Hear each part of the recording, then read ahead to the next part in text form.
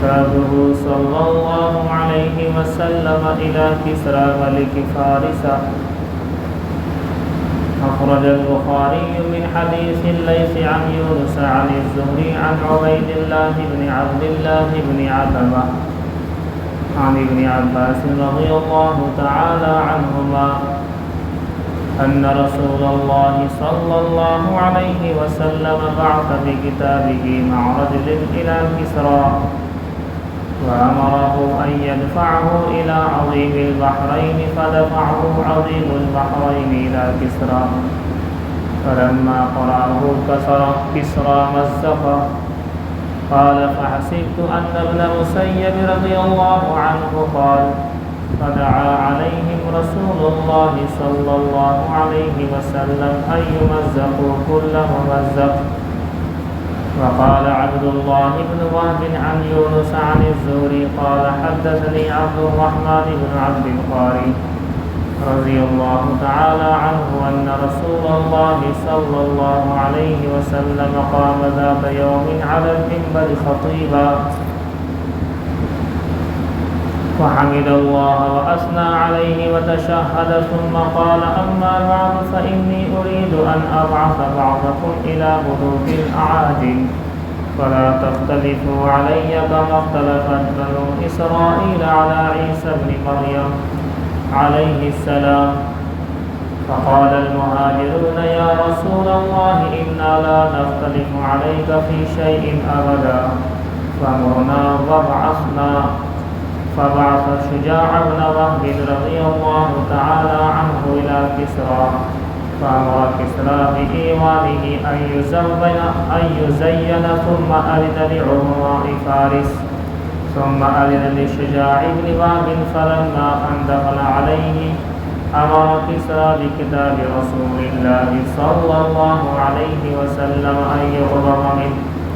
فقال شجاع بن وهب لا حتى أدفعه أنا إليك كما أمرني رسول الله صلى الله عليه وسلم. فقال كسرى أولنه فدنا فناوله الكتاب ثم دعا كاتبا له من أهل الحيرة فقرأه فإذا فيه من محمد بن عبد الله ورسوله إلى كسرى عظيم فارس. قال فعظمه حين بدأ رسول الله صلى الله عليه وسلم بنفسه وصاح وغضب ومزق الكتاب قبل أن يعلم ما فيه إلى آخر الحديث.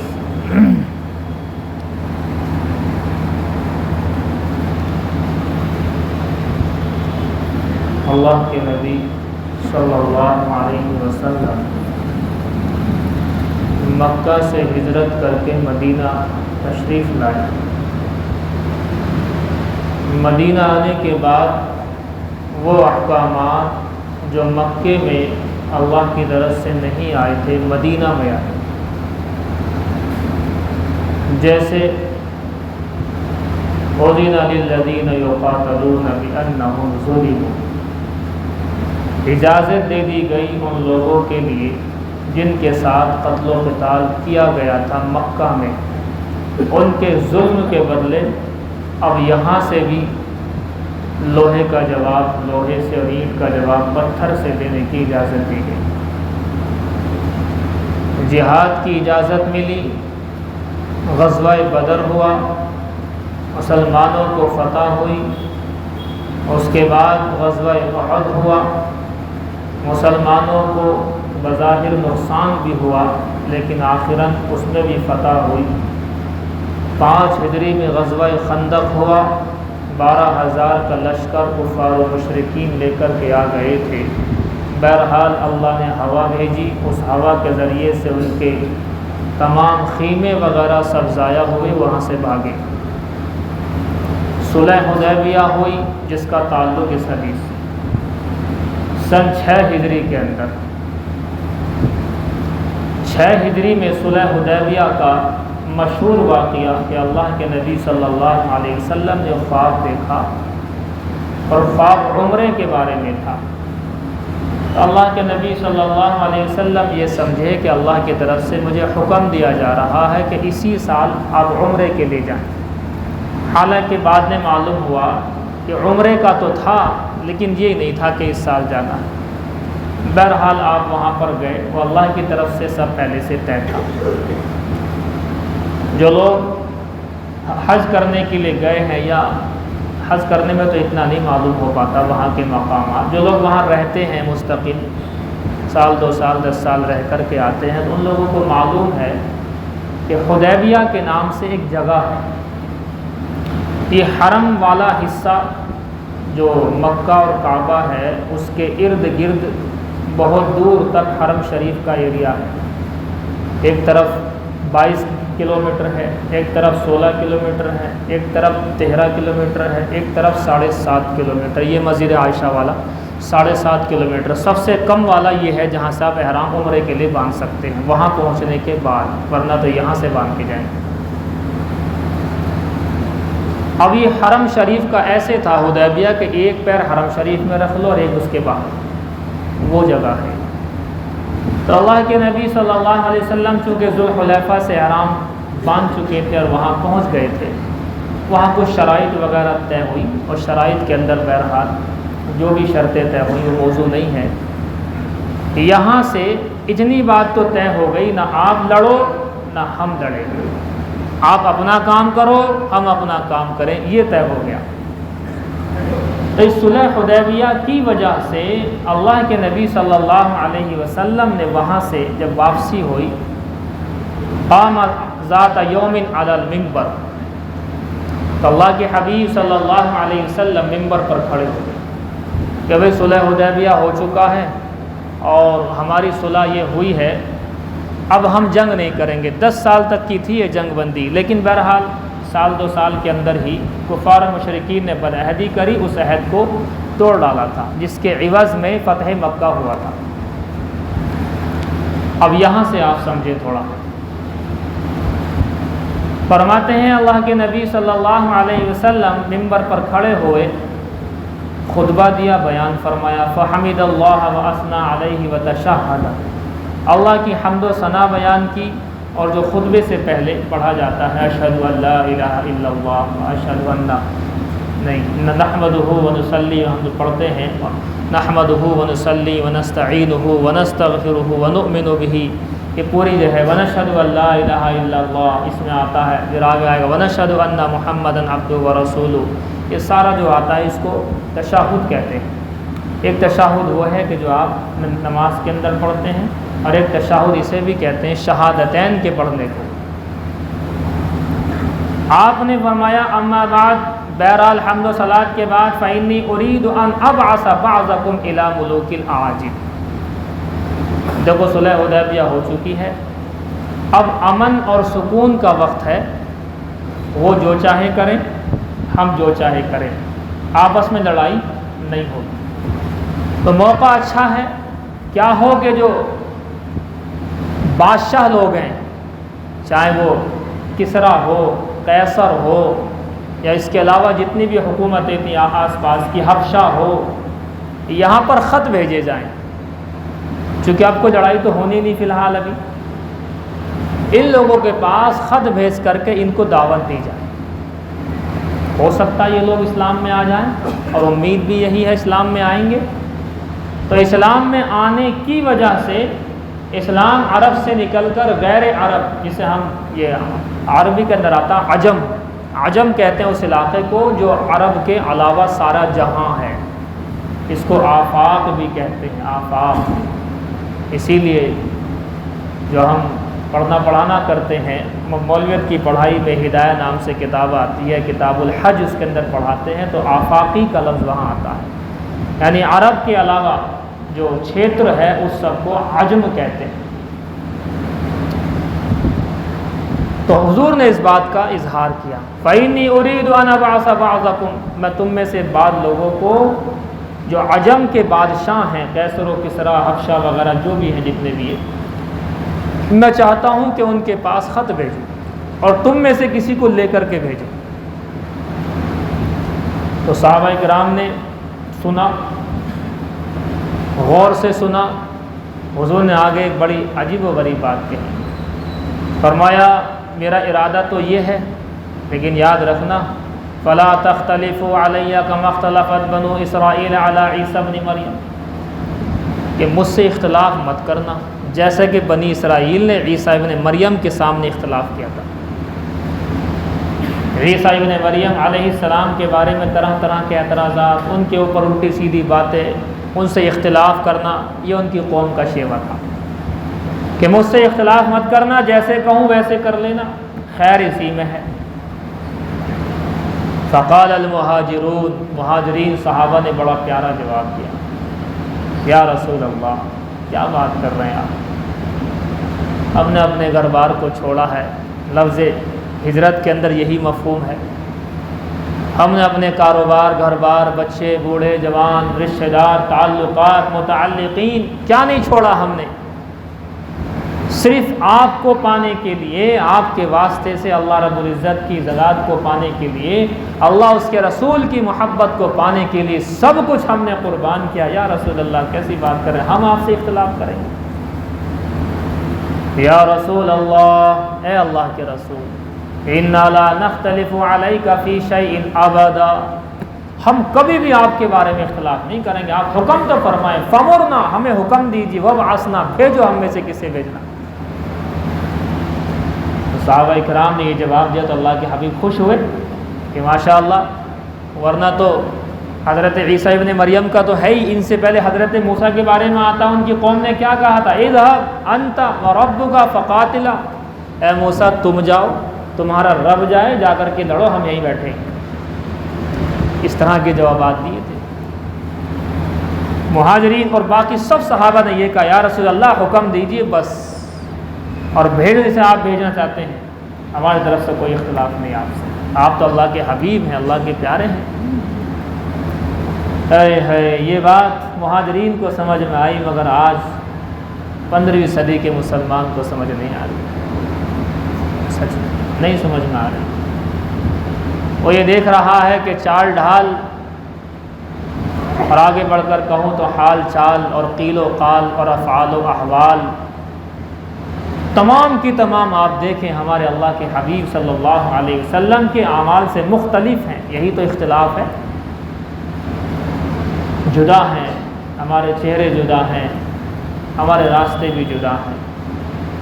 انصار و مہاجرین نے اس بات کو سمجھا تھا، اسی لیے آج ان کا نام لے رہے ہیں، آج ہم سمجھیں گے، کل ہمارے نام لینے والے پیدا ہو جائیں گے، نہیں سمجھائیں گے، اب سے پہلے کتنے مٹ گئے، کتنے چلے گئے۔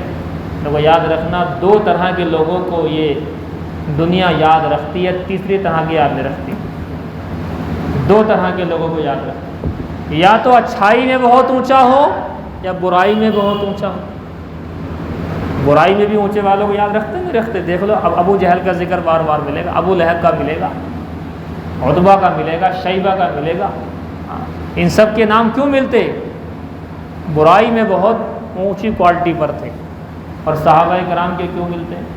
اس لیے کہ اچھائی میں اونچی کوالٹی پر تھے، اور بیچ والوں کے نہیں آتے نام، بیچ والوں کے نام کہاں آ رہے ہیں؟ کتنے لوگ آئے کتنے گئے، جو اچھائی میں اچھے تھے ان کے نام آتے ہیں، جو برائی میں برے تھے ان کے نام آتے ہیں۔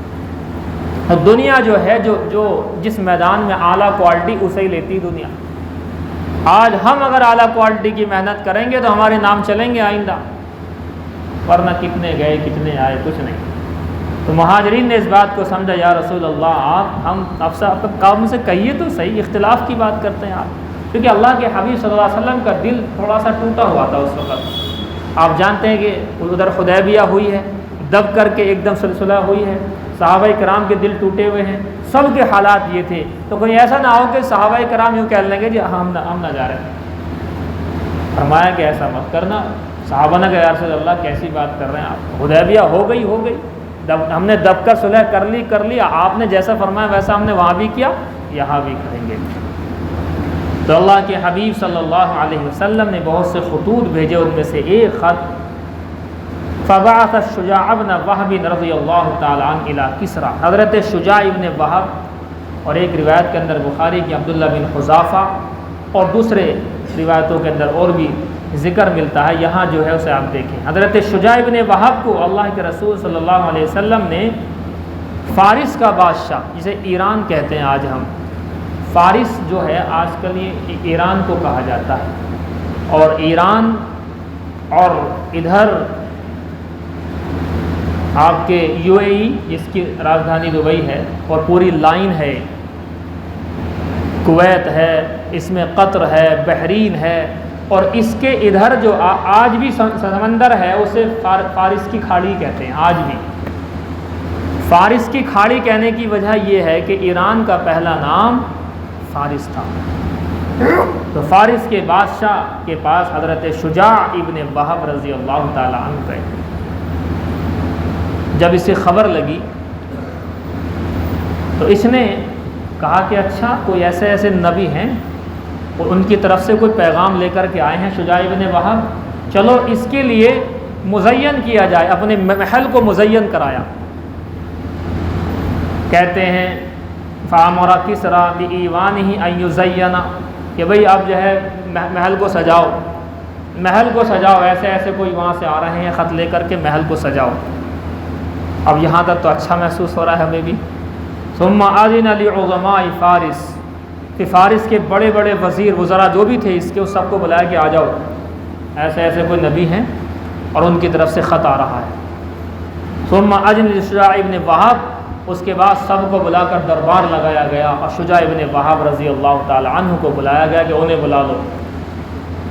اب ظاہر سی بات ہے صحابی کے ذہن میں یہ چیزیں کہاں آتی ہیں، تمام دنیا کی رنگ و رونق ان کو کہاں بھاتی ہے، اور کب اس سے مرعوب ہوتے ہیں وہ، بادشاہ ہو، وزیر ہو، فقیر ہو، ان کے یہاں سب برابر ہے، اللہ اس کا رسول سب سے اوپر، کوئی حیثیت نہیں تھی۔ آج ہم دیکھ کر کے یہ ذرا سی کہیں گئے، ذرا رنگینیاں ذرا دیکھی ہم نے، ہمارے ذہن پلٹ جاتے ہیں، آدمی چھوٹا بڑا دیکھا ہماری باتیں پلٹ جاتی، نہیں یہ نہیں تھا، صحابی تو صحابی ہے۔ فلما دخل علیہ، حضرت شجاع ابن وہب جب وہاں آئے، ہمارا کسریٰ بھی کتاب رسول اللہ صلی اللہ علیہ وسلم ان یقبض بھی، تو کسریٰ نے کہا کہ ذرا ان سے خط لے لو، دور روک دیا، بادشاہ ہے نا تو دماغ بھی ویسا ہی ہوتا اوٹ پٹان، ذرا خط لے لو ان سے۔ حضرت شجاع نے کہا لا، نہیں لینے کا، نہیں دوں گا خط۔ اللہ کیا مطلب کہ حتی ادفعہ انا الیک کما امرنی رسول اللہ صلی اللہ علیہ وسلم، کہ جیسے میرے حبیب نے فرمایا ہے کہ اپنے ہاتھ سے دینا کسریٰ کے ہاتھ میں خط، ایسے ہی دوں گا ہاتھ میں، الگ ہٹاؤ۔ فقال کسریٰ نے کہا اچھا، او دونوں آ جاؤ، پاس میں آ جاؤ۔ فدنا، آپ پاس چلے گئے، فناولہ الکتاب، اور وہ خط دے دیا۔ ثم دعا کاتبا لہ من اہل الحیرہ، ایک شخص تھا، ایک کاتب تھا، منشی جسے کہتے ہیں ہم لوگ، اور اس کے کوئی منشی تھا، حیرہ کا رہنے والا تھا، عربی وغیرہ پڑھا لکھا تھا کیونکہ یہ تو فارسی ہیں۔ بلایا کہ لاؤ ذرا ہمارے منشی جی کہاں ہیں، منشی جی کو بلاؤ۔ منشی جی آ گئے، فقرأہ فإذا فیہ، اب پڑھنا شروع کیا، اور ایک ہی لائن پڑھی تھی، اسے اتنا غصہ آیا کہ اس نے حضور کے خط کو پارا پارا کر دیا، چور چور کر دیا، ایک ہی لائن پڑھی تھی۔ وہ لائن کیا ہے؟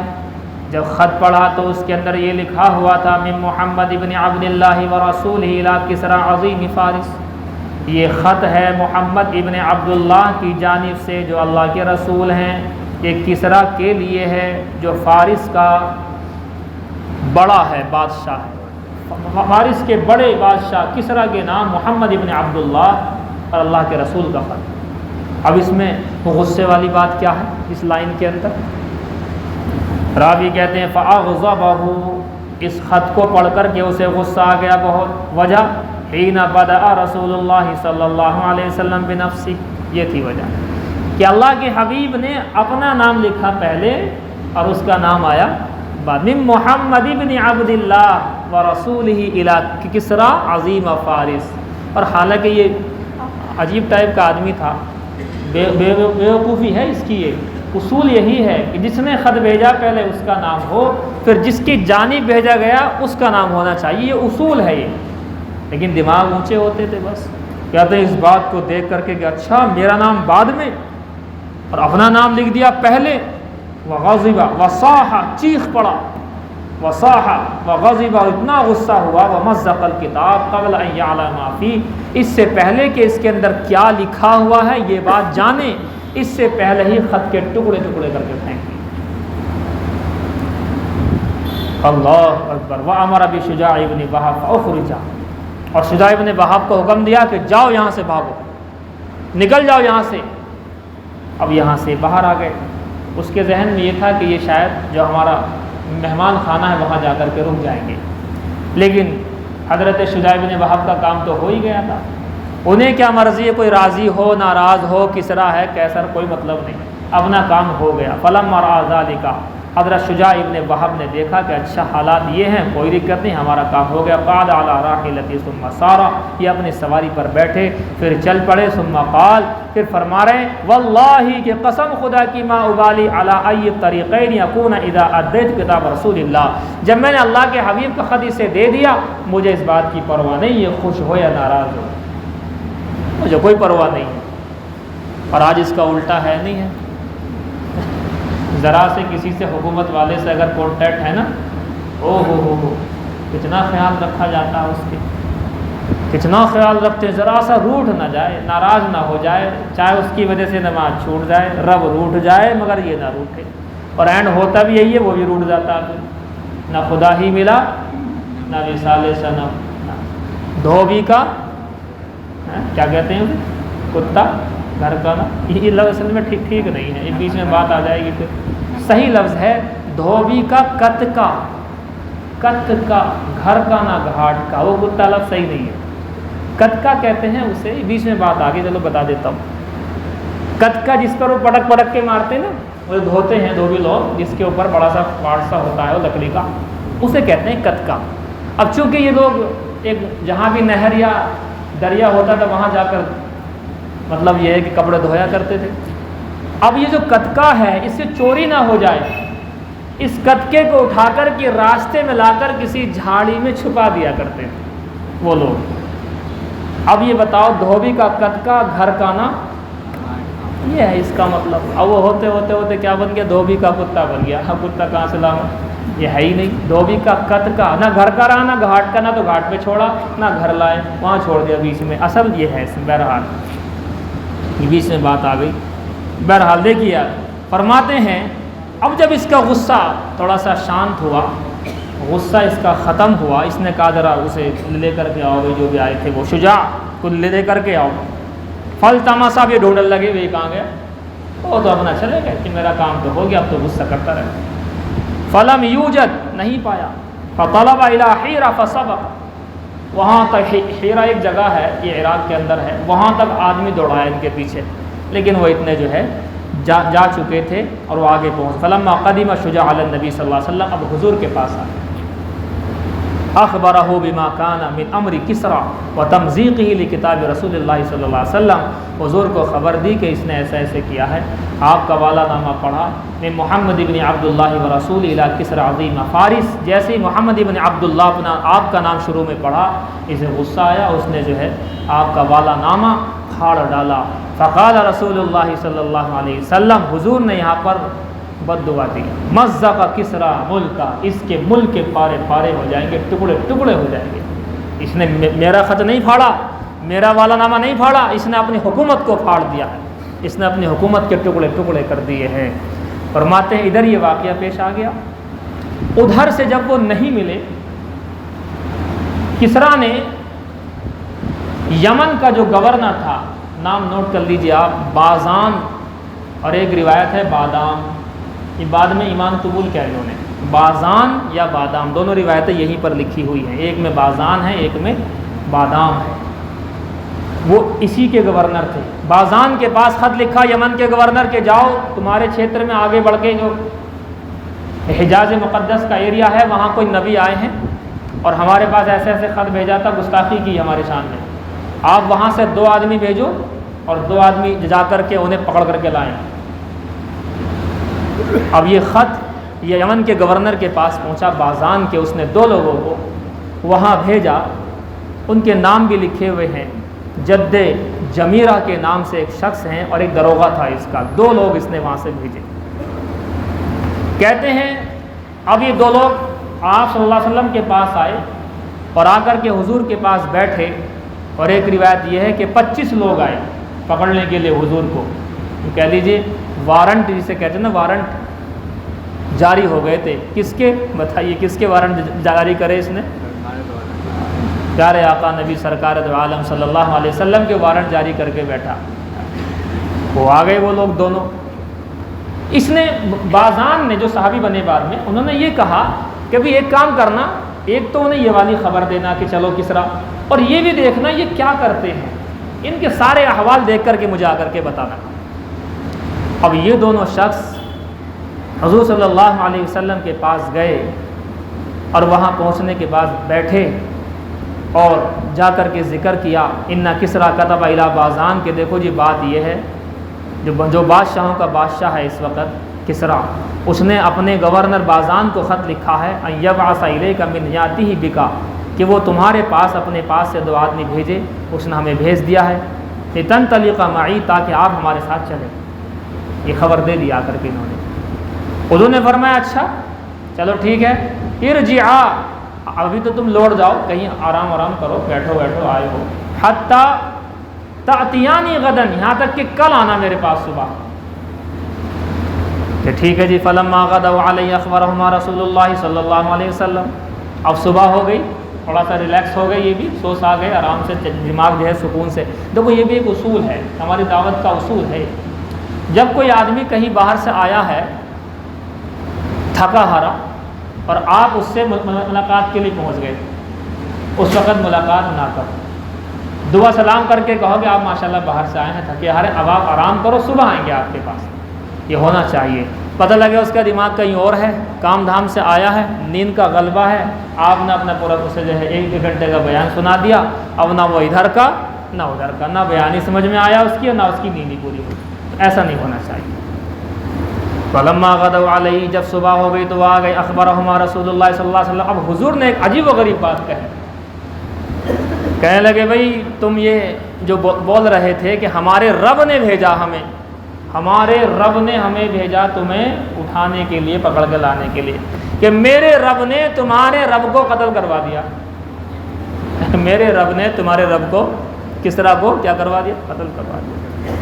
حضور نے خبر دی ان کو بِأَنَّ اللَّهَ قَتَلَ کسرا، اللہ رب العزت نے مار ڈالا ہے کسرا کو. وَسَلَّطَ عَلَيْهِ ابْنَهُ شیروہ، جو اس کا بیٹا تھا ابن ماشتا، اس کو اس کے اوپر مسلط کر دیا ہے.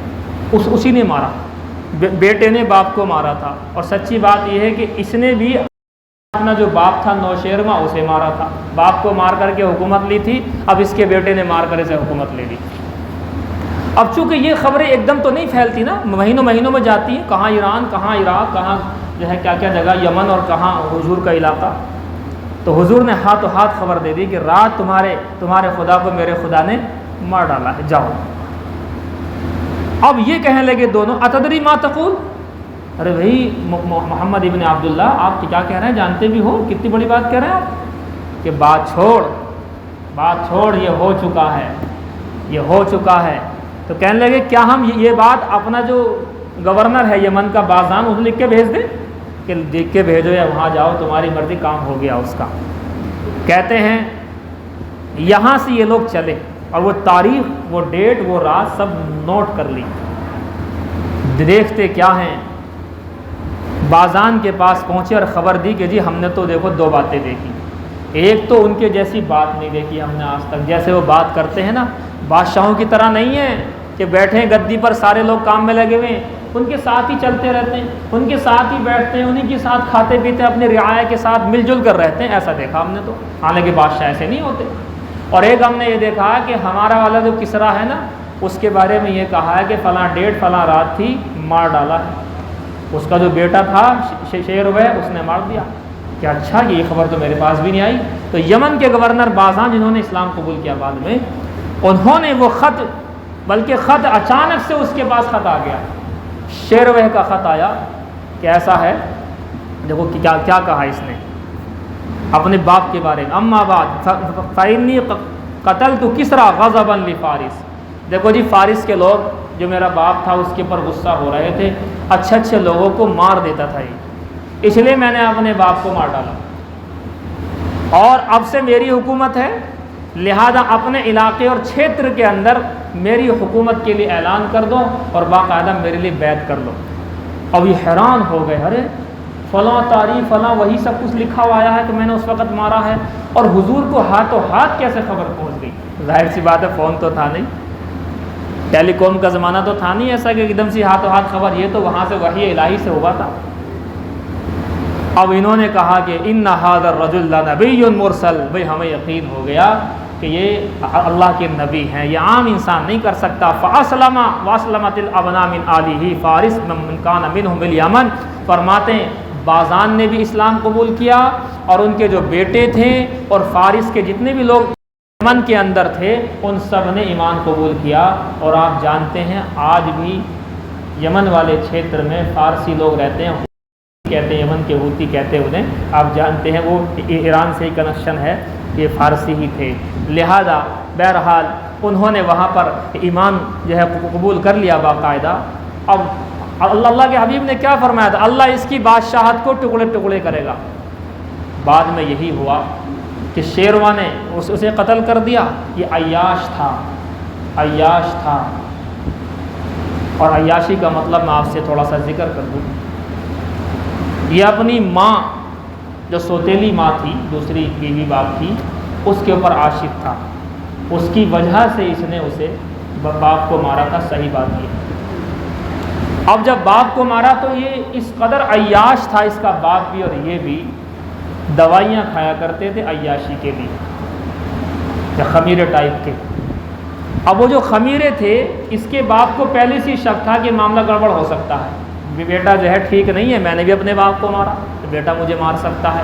تو جو دوائی صحیح تھی اس کے اوپر اس نے لیا کچھ اور نام، اور جو زہر تھا زہر والے پر لکھ دیا تھا اس دوائی کا نام۔ جب اس نے اپنے باپ کو مارا اور ماں پر عاشق تھا تو ماں نے جب دیکھا کہ بھئی بیٹا ایسے ہو گیا، چاہے کیسا بھی ہے تو بیٹا ہی، غیرت مند عورت تھی، اس نے خودکشی کر لی۔ لیکن اس کی عیاشی یہی نہیں رکی، پھر اس نے اور عیاشی کا شکار بنایا۔